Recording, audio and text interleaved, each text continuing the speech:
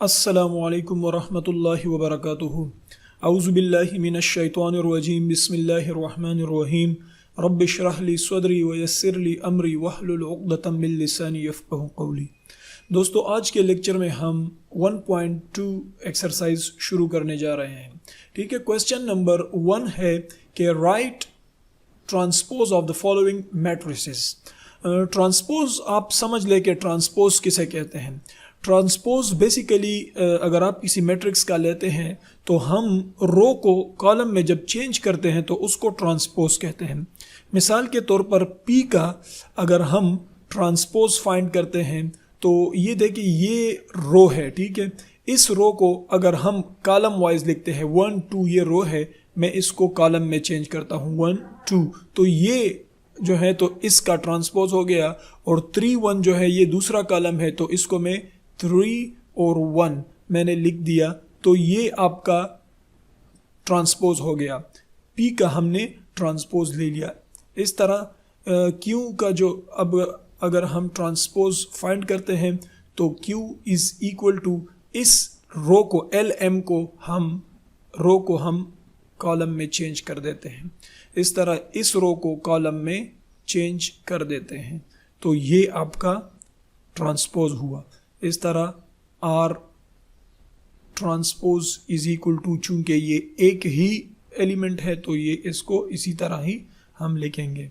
और बाकी ये हैं तो इसको मैं हिंट्स में आपको दे देता हूँ। इस रो को आप कॉलम में चेंज कर दे, इस रो को इस तरह कॉलम में, और मतलब है कि ST इज़ इक्वल टू -5 1 है तो इसको -5 और 1 आप लिख लेंगे।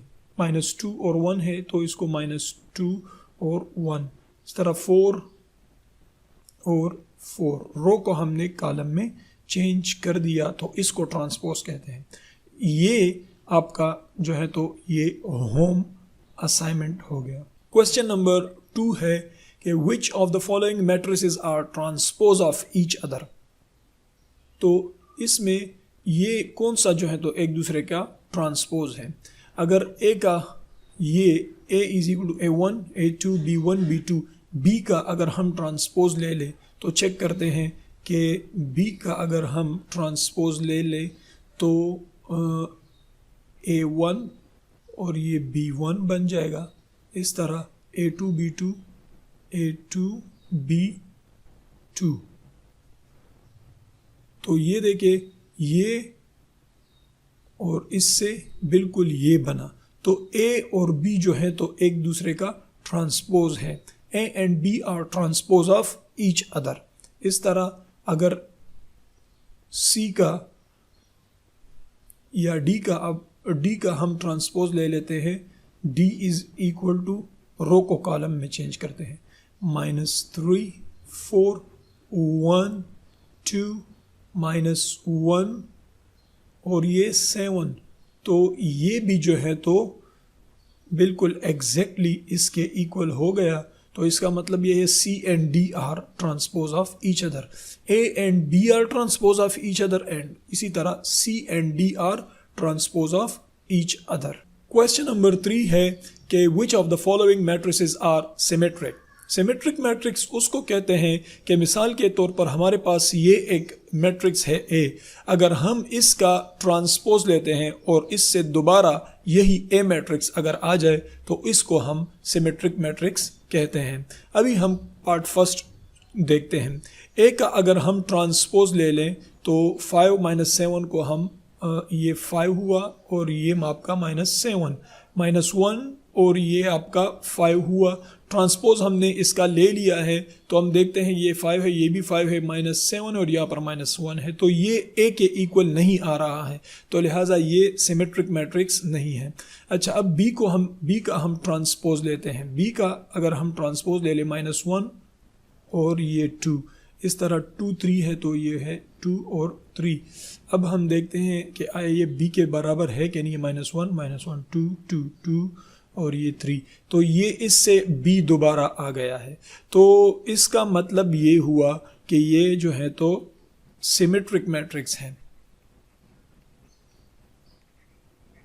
ये सिमेट्रिक मैट्रिक्स है। सी का अगर हम ट्रांसपोज ले लें तो 3 4 है, ये ले ले 3 4 और ये 5 और 6, ये इसके इक्वल नहीं है, सी के इक्वल नहीं है, तो ये भी सिमेट्रिक मैट्रिक्स नहीं है। डी का अगर हम ट्रांसपोज ले लें तो 1 2 3 1 2 3 और 4 5 6, इससे भी दोबारा डी नहीं आ रहा, तो ये भी जो है तो सिमेट्रिक मैट्रिक्स नहीं है। ओनली बी जो है तो ये सिमेट्रिक मैट्रिक्स है।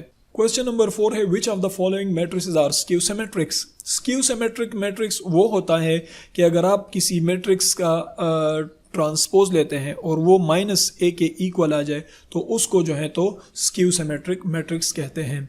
अब हम a को चेक करते हैं। a का अगर हम ट्रांसपोज लेते हैं तो 0 4 और ये -4 0, ठीक है, इसका हमने ट्रांसपोज ले लिया। अब हम इससे माइनस कामन लेते हैं, जब माइनस कामन लेंगे तो ये 0 और ये +4 हो जाएगा, ये +4 है तो ये -4 हो जाएगा और ये 0। अगर आप देखें तो इससे दोबारा ये a के इक्वल हो गया है, तो a का जब हमने ट्रांसपोज लिया तो वो -a के इक्वल आ गया है, तो ये इसका मतलब ये है कि ये स्क्यू सिमेट्रिक मैट्रिक्स है, स्क्यू सिमेट्रिक मैट्रिक्स, ठीक है। बी का अगर हम ट्रांसपोज ले लें तो ये 0 और -5, फिर 5 और 0, और इससे क्या करते हैं, माइनस को कॉमन ले लेंगे, तो जब माइनस कॉमन लेते हैं तो ये 0 -5 और ये 5 और ये 0, तो इससे दोबारा यही मैट्रिक्स बन रहा है, तो ये -b हुआ, तो b transpose is equal to, ये भी जो है तो आपका b के इक्वल हुआ, तो ये भी जो है स्क्यू सिमेट्रिक मैट्रिक्स है, ठीक है। पार्ट 3 को अगर आप देख लें तो C का अगर आप ट्रांसपोज ले लें तो ये जो है तो 0 और 7 और ये 7 0, ठीक। ये इससे अब हम माइनस कॉमन लेते हैं तो ये बन जाएगा 0 -7 और 0, तो ये इससे जो है तो ये दोबारा C नहीं आ रहा, नॉट इक्वल टू C, तो ये नॉट स्क्यू सिमेट्रिक, ठीक है ना, नॉट स्क्यू सिमेट्रिक।